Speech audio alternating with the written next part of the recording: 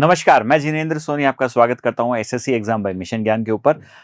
बात कर रहे हैं साल की सबसे बड़ी वैकेंसी जिसके ऊपर आपको हमको सब वेट कर रहे थे, एसएससी जीडी। कल नोटिफिकेशन डाल दिया गया है। नोटिफिकेशन में 26,000 वैकेंसीज दी गई हैं। हाँ, थोड़ा सा डिसअपॉइंटमेंट हुआ होगा, थोड़ा सा आपको दुख हुआ होगा, क्योंकि एक्सपेक्ट किया जा रहा था कि 85,000 से ऊपर वैकेंसी आएंगी, पर दी 26,000 से कुछ ज्यादा वैकेंसीज दी गई है। फटाफट से अपन स्कैन कर लेते हैं कि फॉर्म में क्या चीजों का ध्यान रखना है, फोटो का साइज क्या होना चाहिए, कौन कौन सी पोस्ट के लिए हमारे पास वैकेंसी आई हुई है, फोटो की लेंथ ब्रेथ क्या होनी चाहिए, लास्ट मिनट पे क्या लेके जाना है साथ में, कितनी फोटोज चाहिएंगी एग्जामिनेशन सेंटर पे, नोटिफिकेशन के बारे में संपूर्ण जानकारी जो आपको पता होनी चाहिए। सबसे पहली बात साहब, date of submission of online 24/11/2023 से 31/12/2023। देखिए, बोर्ड ने भी नोटिफिकेशन में लिखा है कि भाई साहब प्लीज अंत तक वेट मत कीजिएगा, लास्ट में प्रेशर बढ़ जाता है। तो ये बात बिल्कुल सही है, आप समय रहते इसको भर दीजिएगा ताकि आप अपनी मानसिक चिंताओं से क्या हो पाए, दूर हो पाए। दूसरी बात, लास्ट डेट के बारे में बात की जा रही है कि साहब 31/12 है, जो मैंने आपको पहले बताया कि फॉर्म भरा ही कब तक जाएगा, 31/12/2023 तक भरा जाएगा। ऑनलाइन पेमेंट के लिए इन्होंने 1 जनवरी 2024 11 बजे तक का टाइम दिया है रात को। फिर बोल रहे हैं कि अगर इसके बाद भी भाई कोई गलती हो गई है, फॉर्म में कुछ करेक्शन करना है, तो करेक्शन चार्जेस के साथ 4 जनवरी से 6 जनवरी को आप क्या कर सकते हैं, इसको करेक्ट कर सकते हैं। एग्जाम के लिए बताया गया है फरवरी और मार्च 2024। 26,000 वैकेंसी है, फॉर्म ज्यादा भरे जाते हैं भाई, इसीलिए ये फरवरी मार्च 2 महीने का समय दिया गया है, क्योंकि कंप्यूटर सेंटर अरेंज करना, वहां पर परीक्षा करवाना, तो ये थोड़ा सा लंबा समय तक चलने वाली एक परीक्षा है। ये बात समझ में आ रही है।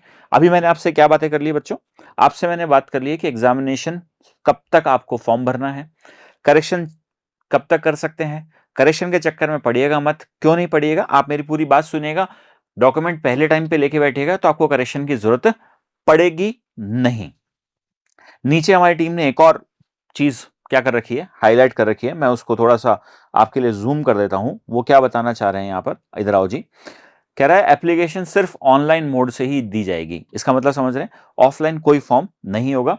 इसके अलावा कंप्यूटर बेस्ड एग्जाम जो सीबीई, जो पहला चरण है आपको पास करना होता है, वो जो है हिंदी, इंग्लिश और 13 रीजनल लैंग्वेजेस के अंदर क्या किया जाएगा, होगा। 13 रीजनल लैंग्वेज कौन सी है, मैं भी आपसे शेयर कर लूंगा। हिंदी, इंग्लिश और 13 रीजनल लैंग्वेज, पंजाबी इंक्लूड की गई है, तमिल इंक्लूड की गई है, कोंकणी इंक्लूड की गई है। जैसा पिछले साल गृह मंत्रालय से एक नोटिफिकेशन आया था कि ऐसा किया जाएगा, पहले भी मैं इसके बारे में बता चुका हूं, वापस बोल रहा हूं, यह इसलिए किया गया है ताकि लोकल लोगों को इसके अंदर पार्टिसिपेशन को बढ़ाया जा सके। नेक्स्ट, आगे की बात पे आ जाते हैं भाई। सबसे पहले देखो, ये आपको जो मैं आपसे भी बात कर रहा था कि आपके लिए मैं इसको क्या करता हूं बच्चों, थोड़ा सा जूम ही कर देता हूं। गुजराती, कन्नड़, कोंकणी, मलयालम, मणिपुरी, मराठी, उड़िया, पंजाबी, तमिल, तेलुगु, उर्दू, इस तरह की बहुत सारी भाषाओं को इंक्लूड किया गया है। तो आप अगर किसी और भाषा में कंफर्टेबल हैं, पेपर अटेम्प्ट करने में, लोकल भाषा में अटेम्प्ट करना चाहते हैं, तो ये आपके लिए सुनहरा मौका है। आओ जी भाई, ये एक और इंपॉर्टेंट चीज है। ये इंपॉर्टेंट चीज इसलिए है भाई क्योंकि लास्ट बार जब जीडी की वैकेंसी आई थी ना, तो उसमें नार्कोटिक्स था। इस बार नार्कोटिक्स नहीं है, इस बार नार्कोटिक्स नहीं है। ऑल्दो उस समय भी 100 के आसपास पोस्ट दी गई थी, इस बार उसको हटा दिया गया है। साथ ही पोस्टों पर वैकेंसी दी गई है। फॉर्म कहां भरने हैं, ssc.nic.in पर जाकर आपको क्या करना है, फॉर्म को भरना है। अलग अलग पोस्ट को, अलग अलग पोस्ट के बारे में बता दिया गया है, कितनी वैकेंसी है। मैं आपका समय इस पे ज्यादा इसलिए नहीं ले रहा हूं कि साहब मैं बोलूं आपको कि बीएसएफ में 6,174 वैकेंसी है, सीआईएसएफ में 11,025 वैकेंसी है, तो ये बात ठीक है। आपको 26,146 टोटल वैकेंसी, आपको फॉर्म फिल करते समय सातों की सातों वैकेंसी भरनी जरूरी है अपनी प्रायोरिटी के हिसाब से। और ध्यान क्या रखिएगा भाई साहब, ये मत कर दीजिएगा कि सीआईएसएफ में 11,025 वैकेंसी है तो सबसे पहले सीआईएसएफ भर देते हैं, हमारा काम आसान हो जाएगा। पोस्ट कैसे भरनी है, वैकेंसी कैसे भरनी है, इसके लिए एक अलग से वीडियो बनाया हुआ है कि कैसी प्रेफरेंस लेनी है, उसको जरूर देख लीजिएगा। हर पोस्ट के बारे में संपूर्ण जानकारी है और उस वीडियो को मैं यहां पर आपको शेयर भी करवा दूंगा, आपका लिंक। ये बात समझ में आती है जी। नेक्स्ट पे आते हैं। कह रहा है साहब देखो, ये एक जो है ना बहुत खतरनाक सी लाइन है। वैकेंसी टेंटेटिव है, जरूरत पड़ेगी तो हम वैकेंसी को चेंज कर सकते हैं। इसका मतलब समझते हैं कि हो सकता है कि अगर कुछ परिवर्तन की जरूरत पड़े तो परिवर्तन किया जाएगा। आगे आ जाते हैं साहब। देखिए जी, एज के बारे में बात कर रहे हैं। 18 से 23 साल की उम्र होनी चाहिए। कब होनी चाहिए? 1 जनवरी 2024 को। इसको और आसान करते हैं साहब, 2 जनवरी 2001 से पहले वाले लोग और 1 जनवरी 2006 के बाद वाले लोग इस ब्रैकेट में फिल नहीं बैठ पाएंगे। तो आप इससे अपना पता लगा सकते हैं कि आप एग्जाम देने की स्थिति में है या नहीं है। ऑल दो कुछ रिलैक्सेशन है बच्चों। रिलैक्सेशन कैसे है? देखो, SC ST के लिए 5 साल का रिलैक्सेशन दिया गया है, ओबीसी के लिए 3 साल का रिलैक्सेशन दिया गया है। अब इसका रिलैक्सेशन का मतलब यह मत समझना कि छोटे लोग पेपर दे देंगे।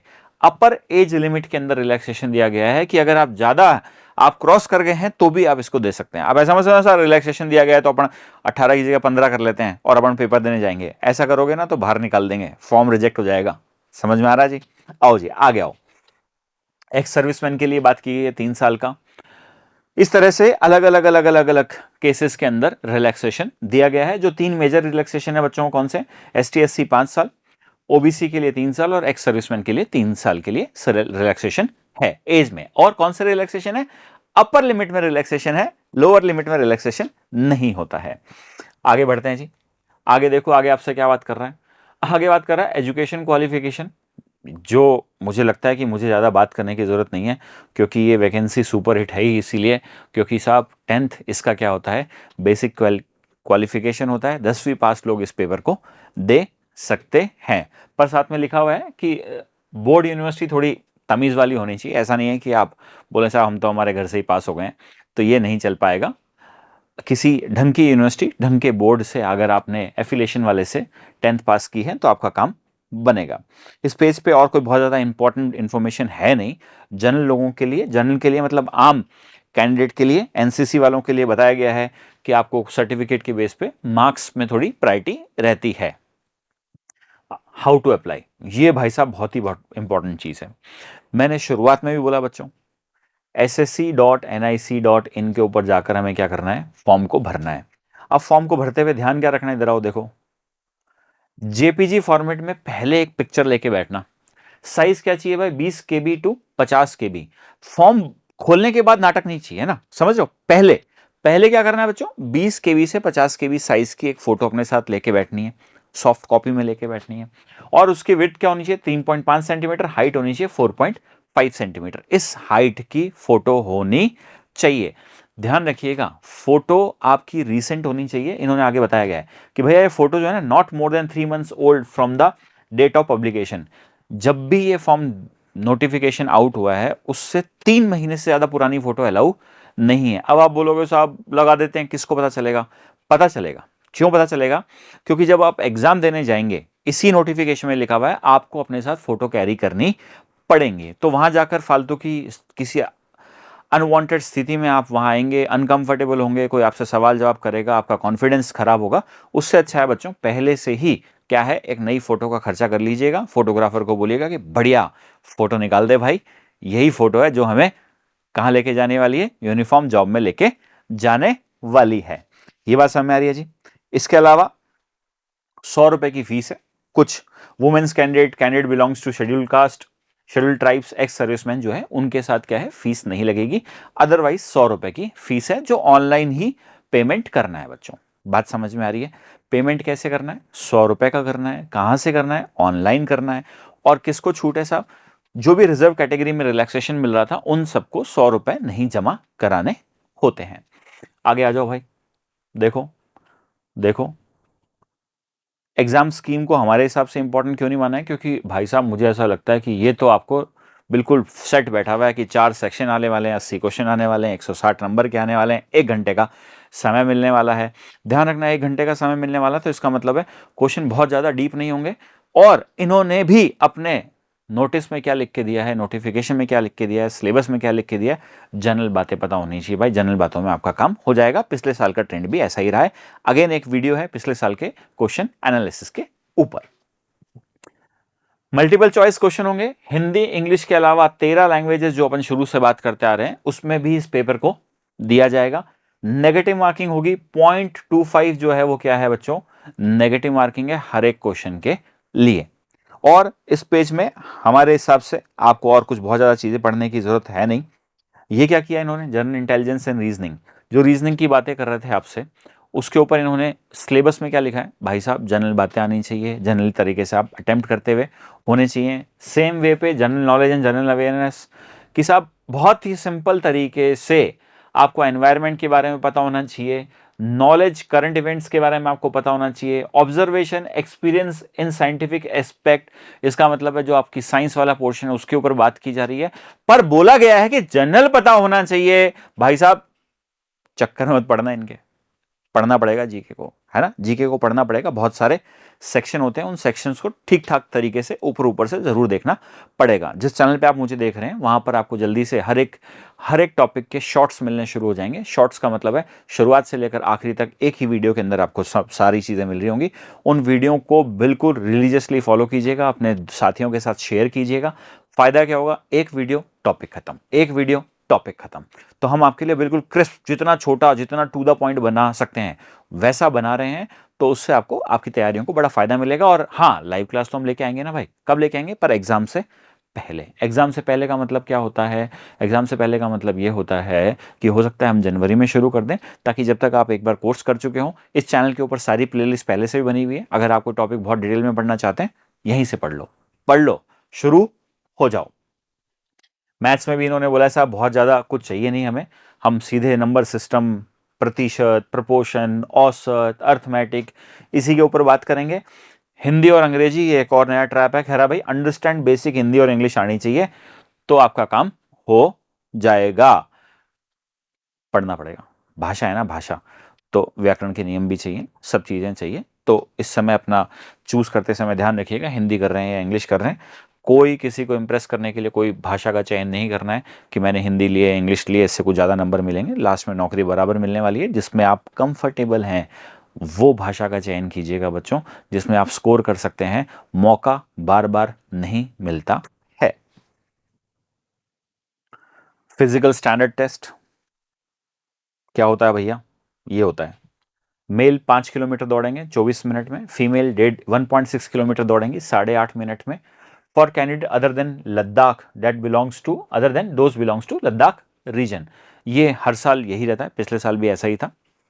और रेस के बारे में बताया गया है, जो लद्दाख रीजन के लोग हैं 1.6 किलोमीटर 7 मिनट में, 800 मीटर महिलाएं दौड़ेंगी 5 मिनट के अंदर। चेस्ट एग्ज के बारे में भी बात की गई है साहब यहाँ पर। फिजिकल टेस्ट देखो जी साहब, देखो देखो ये आगे आ रहा है। हाइट चाहिए साहब मेल के लिए 170 सेंटीमीटर, हाइट चाहिए बच्चों मेल के लिए 170 सेंटीमीटर, फीमेल के लिए बच्चों चाहिए 157 सेंटीमीटर। क्या हाइट में भी रिलैक्सेशन है? हाँ भाई, हाइट में भी रिलैक्सेशन है। देखो ये रहा रिलैक्सेशन, ढंग से देख पा रहे हो क्या? देखो शेड्यूल ट्राइब्स, ये रहा साहब 162.5, 150। All schedule tribes candidate of north eastern state, any state 157, 147.5। तो अलग अलग अलग अलग अलग अलग क्या कर दिया गया है, कैटेगरी वाइज कर दिया गया है कि साहब यहां यहां यहां रहने वालों के हिसाब से, उनकी फिजिकल बनावट के हिसाब से, उनकी एवरेज हाइट के हिसाब से एक स्टैंडर्ड दे दिया गया है कि इतना इतना रिलैक्सेशन आपको मिलेगा बच्चों। चेस्ट देखो साहब, अनएक्सपेंडेड 80 सेंटीमीटर और 5 सेंटीमीटर का मिनिमम एक्सपेंड होना ही चाहिए। ये पुरुषों के लिए है, ये महिलाओं के लिए एप्लीकेबल नहीं होता है। ये देखो इन्होंने साफ लिखा हुआ है, male candidate should have following standard of chest measurement. ठीक है जी। अगेन अगेन छूट है क्या? हाँ साहब छूट है। शेड्यूल ट्राइब्स 76, 5 सेंटीमीटर का एक्सपेंशन तो चाहिए चाहिए। उसके बाद साहब कुछ अलग अलग स्टेट्स बताई गई हैं यहां रहने वाले लोगों के बारे में कि 78 और 5 थोड़ा सा और इनके लिए कम किया गया है। और north eastern state Arunachal Pradesh, Manipur, Meghalaya, Mizoram, Nagaland, Sikkim, Tripura, Gorkha territorial administration 77 और 5 सेंटीमीटर का मिनिमम एक्सपेंशन। सही है। ये किसके ऊपर एप्लीकेबल होता है बच्चों? मेल के ऊपर एप्लीकेबल है, फीमेल के ऊपर एप्लीकेबल नहीं है। अगर आप सामान्य से पेपर दे रहे हैं तो साहब 80 सेंटीमीटर और 5 सेंटीमीटर का एक्सपेंशन ये आपके लिए जरूरी है। वेट के बारे में सिर्फ बोला गया हाइट के प्रोपोर्शन में आपका वेट होना चाहिए मेडिकल स्टैंडर्ड्स के हिसाब से। ये वो बात जो मैं आपको शुरू से बोलता आ रहा हूं। पढ़ो। कह रहा है साहब, एडमिशन सर्टिफिकेट के अलावा 2 passport size recent colour photograph, original valid photo ID proof, date of birth printed और एडमिशन सर्टिफिकेट साथ में लेके जाने हैं पेपर देते समय। जैसे Aadhaar card, Aadhaar card print out of e Aadhaar, मतलब ऐसा नहीं कि साहब आप मोबाइल में देख लो, मोबाइल अलाउ नहीं होता भाई परीक्षा में, है ना, स्टाइल मारोगे मर जाओगे। Voter ID card, driving licence, pan card, passport, ID card issued by university, school, college, employer ID card, ex serviceman discharge book issued by ministry of defence, any other photo bearing ID card issued by the centre और state government. देखो इन सब बातों में बताता हूं मैं आपको, सबसे बेस्ट काम है आधार कार्ड लेके जाना, समझ रहे हो। और आजकल वो एक नया आधार कार्ड निकलता है हार्ड वाला, ऑनलाइन अप्लाई करके वो निकलवाना, 50 रुपए की कॉस्ट आती है, 40-50 रुपए की कॉस्ट आती है, होलोग्राम लगा हुआ होता है और बिल्कुल हर जगह वैलिड होता है, इजी कैरी करने में, फटता नहीं है। पहले वाला पेपर होता था और वो बड़े वाला अगर आप लेके जाओगे तो फिर समस्या है, समझ रहे हो। तो ऐसा काम करना, वो हमेशा काम आने वाला कार्ड है, हमेशा काम आने वाला कार्ड है। इसके अलावा जो मैंने आपको बताया कि साहब इस बार नारकोटिक्स नहीं आई है, तो आई कौन कौन सी है? BSF, CISF, CRPF, SSB, ITBP, Assam rifles, SSF. SSF सुनते ही मजा आया होगा। हाँ, एसएसएफ सुनते ही मजा इसलिए आता है कि लगता है सबसे पहले यही भरनी है। हाँ भाई, भरनी तो सबसे पहले यही है। इंपॉर्टेंट क्या होता है ये समझ लो भाई। ये आपको इसके आगे कोड लिखा हुआ दिख रहा है, A B C D E F H, ये सबसे इंपॉर्टेंट है। आप पेपर जब आप फॉर्म भरेंगे ना भाई, तब भी आपको इसी के हिसाब से भरना पड़ेगा। इसके अलावा जो इन्होंने एक बात लिखी हुई है, ये देखो आप, ये जो है ना, ये पढ़ लो। Filling of all 7 preferences shall be essential. तो ऐसा मत भरना कि साहब मेरे को तो इसका नाम पसंद नहीं आ रहा है, मैं भरूंगा नहीं, या मैं असम राइफल्स नहीं भरूंगा क्योंकि मुझे उस तरफ तो जाना ही नहीं है। भाई साहब भरना पड़ेगा, 7 नंबर पे भर देना चाहे, पर भरना पड़ेगा। सातों एसेंशियल है, सातों को भरिएगा। और भरते कैसे हैं भाई? ये भरते इस कोड से हैं, A B C D E F. और इस कोड को लास्ट तक ध्यान रखिएगा, क्योंकि जब आपका फाइनल रिजल्ट आएगा, अलॉटमेंट आएगा, तब भी ये कोड ही लिखा आएगा कि आपको ये वाली सर्विस अलॉट हुई है। तो बच्चों इसका एक फोटो पहले से खींच के रख लेना कि इस साल की सर्विस कैसी है, कौन सा उसका कोड है, ताकि फाइनल रिजल्ट देखते समय थोड़ी आसानी रहे। और बच्चों और क्या है, और मुझे लगता है इसके अलावा यहां पर कोई बहुत इंपॉर्टेंट बातें नोटिफिकेशन में जनरल आपके लिए नहीं है, फिर भी मैं फटाफट से दोहरा देता हूं। एग्जाम फॉर्म भरना है, फॉर्म भरते समय फोटो का ध्यान रखना है, 20 KB से 50 KB की होनी चाहिए, 4.5 इंटू 3.5 एक विड्थ सेंटीमीटर की आपको साइज दी गई है। फोटो रीसेंट होनी चाहिए। रीसेंट का मतलब है वहां पर लिखा हुआ है 3 महीने पुरानी से ज़्यादा नहीं होनी चाहिए, पर फिर भी मैं बोलूंगा कि आप तो एक रीसेंट फोटो ही लेके खिंचवा के कर लीजिएगा, ताकि एग्जामिनेशन सेंटर के समय जब आप लेके जाएं तब भी आपके काम आए। 4 सेक्शन होने वाले हैं। नारकोटिक्स इस बार है नहीं इसके अंदर, तैयारी की जा सकती है। 26,000 के करीब वैकेंसी है। फरवरी मार्च 2024 में परीक्षा होने के बारे में बात की गई है। जुड़े रहिए मिशन ज्ञान के साथ। जय हिंद, जय भारत।